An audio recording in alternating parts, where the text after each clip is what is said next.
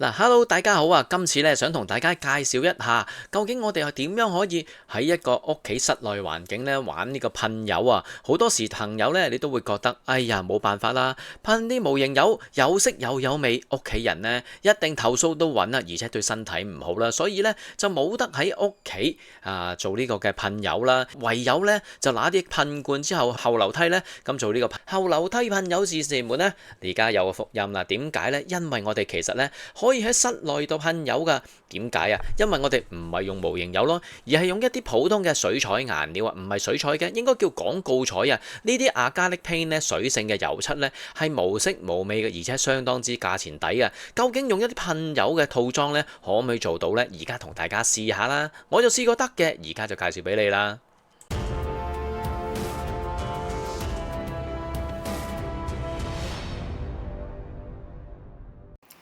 好啦，呢一 set 嘢呢，就係一個普通嘅噴啦，咁好簡單嘅啫。咁你話佢有咩幾多 Pascal 啊，幾多唔同嘅氣啊，冇所謂嘅。最緊要呢，一撻得着 on off 嘅啫，係啦。咁呢支槍就跟嚟嘅，咁啊基本上呢，我就唔理佢噶啦。總之佢噴到呢就得噶啦，因為我哋唔係咁 expect 佢係有好仔細噶嘛，係咪？咁啊基本上呢，只要佢噴到就 OK 噶啦。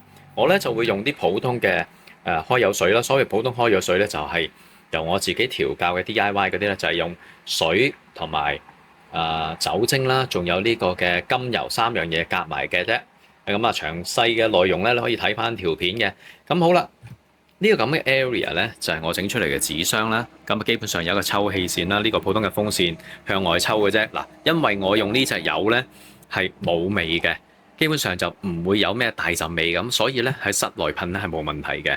咁另外亦都準備一個咁嘅針筒啦。呢個針筒呢其實裝住嗰啲就係呢個開油水啦。咁用呢個方法擠嘅時候呢，就好容易可以調校到啦。咁啊基本上有眼燈喺上面啦，係嘛？可以睇住我照啲乜嘢。咁啊有個盒裏面。四周圍圍住嘅，咁啊唔會咁容易散咧，周圍都係啦。緊要一點就係呢度後面咧，就揾啲嘢 block 住佢啦，因為啲油咧就由呢度散咗出去啦，咁就會射咗落去嗰張紙嗰度啦。咁 keep track 住嗰度冇問題嘅。記住我哋用嘅油咧係無色，唔係呢個叫冇味嘅，亦都冇咩太大有害化學物質嘅啫。因為呢一隻咧就等於我哋人工即係做手工咁啲 craft 嚟嘅啫，咁就唔會有太大問題嘅。呢堆咧就係我所謂嘅普通嘅craft 嗰啲油啦，最 basic 就係呢一隻牌子啦，Folk Art 呢一隻我覺得係比較好少少嘅，因為咧佢嘅價錢貴少少啦，個微粒亦都幼細啲嘅。最平就呢一隻啦，呢一隻咧係最基本嘅油啊，基本上咧佢可以做到顏色嘅啫。咁然之後咧仲有佢亦都有第二個系列咧就係 metallic 㗎。呢個 metallic 噴出嚟咧其實都幾有金屬感嘅。咁啊，當然啦，你又想佢十分靚咧，冇乜能力㗎。咁啊，除非你係用嗰個 glossy paint 啦，喺之後做一個glossy coating。呢一隻嘅 silver 咧都係唔錯嘅喎。佢哋好處咧就係平，唔好處咧就係佢咬住膠嘅能力差。即係話你噴落去你啲膠度嘅時候咧，冇錯，噴完係好靚，但係咧好易甩漆嘅。咁啊，所以咧我通常咧就會做一個嘅 primer，做一個 surface primer 咧，就噴一個底油先啦。底油咧，我基本上咧就會用正常嘅底油啦。攞埋出嚟啦，就係正常呢一啲嘅雙星牌啦，或者 Mr. Surfacer 嗰隻 Mr. Surfacer 嗰隻，我覺得好啲嘅。咁嗰隻嘅油漆質地咧，同我哋正常嘅模型油嘅係一樣噶嘛。咁所以咧就會咬膠方面咧比較咬得好啲。咁個底用呢個咬得實咗嘅時候咧，你面頭再噴呢啲油嘅時候咧，佢基本食上去咧都有一定嘅能力嘅。只要你唔好大力刮咧，都冇問題嘅。最後尾咧，我哋可以用一個 top coat 啦。嗱，top coat 方面咧，呢一隻係最好嘅，我覺得。呢一隻油咧，你就係佢有油性啦，亦都保護力嘅比較硬身少少，保護力比較強嘅。唔好處咧就係比較貴咧，同埋你噴呢個上去啲水性油嘅上面嘅時候咧，千祈唔好太淋，應該係等啲水性油完全乾透晒啦，先噴一陣薄薄地上去。如果你想再噴一陣咧，就等佢乾咗再噴，咁就會好啲。如果想平嘅時候咧，就可以買呢挺咁嘅呢個家居用咧，或者係叫工業用嗰啲咁嘅Clear Matte 啦。咁啊呢啲嘅面油咧就係唔同質地嘅，佢噴咗上落去嘅時候咧，佢就係會食咗一啲金屬性嘅，例如好似呢一隻，佢會令到呢一隻油咧變成啞色嘅。但係對於普通嘅 match 呢一啲嘅油咧，佢係冇特別嘅影響嘅。咁所以用呢隻油嘅時候咧，薄薄地噴一陣，等佢 settle 咗之後，再薄薄地噴多陣，噴到你想啱嗰個嘅呢個match 嗰呢個叫做啞光嘅程度就已經搞掂㗎啦。呢一隻咧係要小心啲用，因為呢一隻對於金屬色嘅水性油咧係會有影響嘅。嗱，跟住咧我就試下咧，如果我喺呢個嘅呢個叫做 Eon 買呢一隻咁嘅油啊，Acrylic Paint 咧得唔得嘅咧？噴唔噴到嘅咧？呢一支嘢12蚊雞港紙啊，相當之抵啦。咁首先咧，我哋要搣咗個頭先啦，呢啲咁嘅石子啦，都幾實淨㗎噃。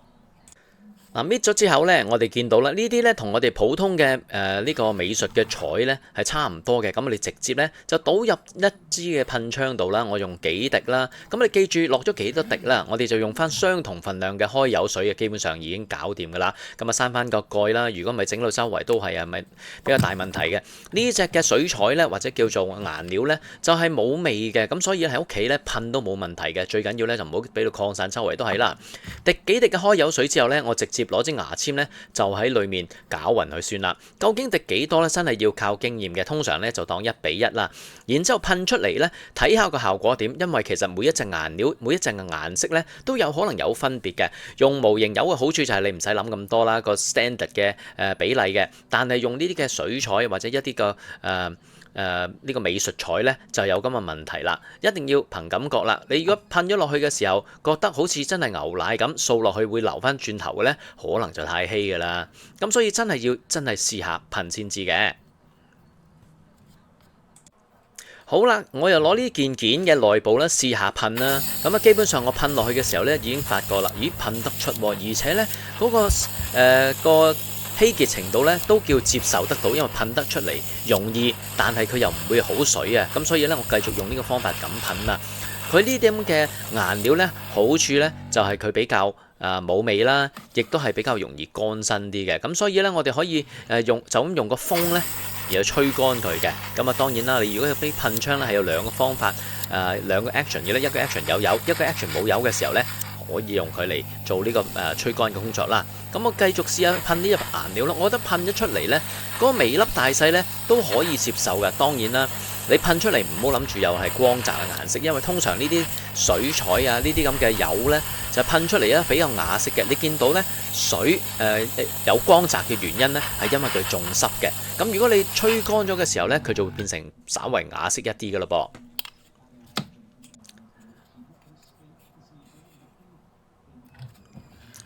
好啦，我掹咗鉗之後咧，就可以直接噴啦。如果呢啲油咧噴咗上手度啊，都冇乜太大問題嘅，因為咧可以用鹼液就咁一洗就洗得甩㗎啦。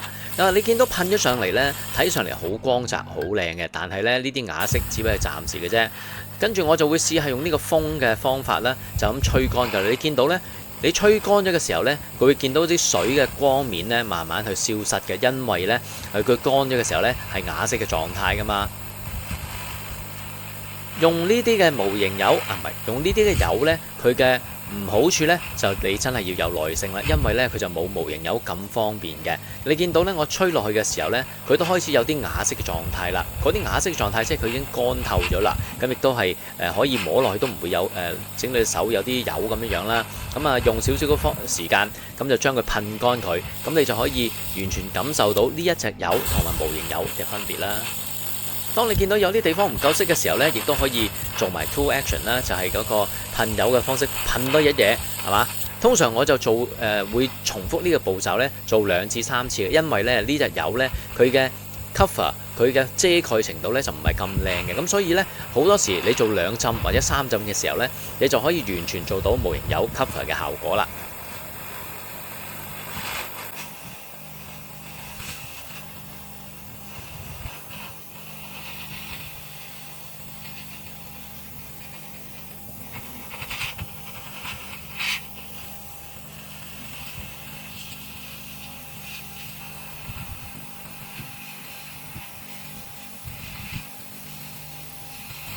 當吹得七七八八嘅時候呢，我哋可以停咗佢睇一個效果嘅喎。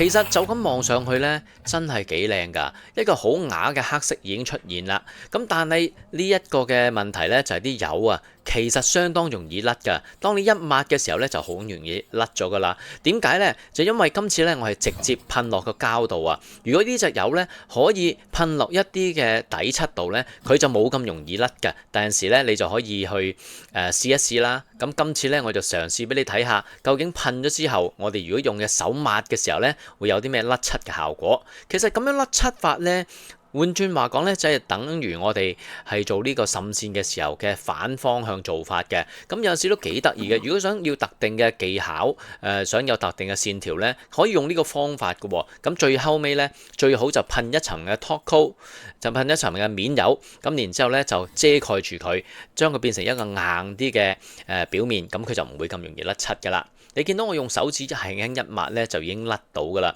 咁即係話佢嘅食着嘅能力咧，真係唔係咁好嘅。咁冇問題嘅。你最緊要面頭嘅時候咧，你加多一浸保護膜咧，咁佢就可以同平時有無形油嘅效果一樣㗎啦。唔知呢條片咧幫唔幫到大家啦？譬如你屋企係有啲人呢就唔係咁好抽風嘅系統嘅，咁啊冇辦法嘅時候呢，用呢個方法玩下呢啲咁嘅水彩油啦，呢啲咁嘅顏料啦，一來平啦，二來喺屋企又可以隨時噴，都係幾好噶。如果想做啲好嘅效果呢，真係首先要噴呢個普通無形油嘅底油，然之後最後尾呢，噴有無形油嘅面油，咁就 very good 啦。好啦，今次希望幫到大家啦，有乜嘢留言喺下低話俾我知啊！今次嘅分享到呢度啦，下一次如果再有啲咩可以平砌高達啦、快砌高達嘅嘢呢，再同大家分享下啦，拜拜。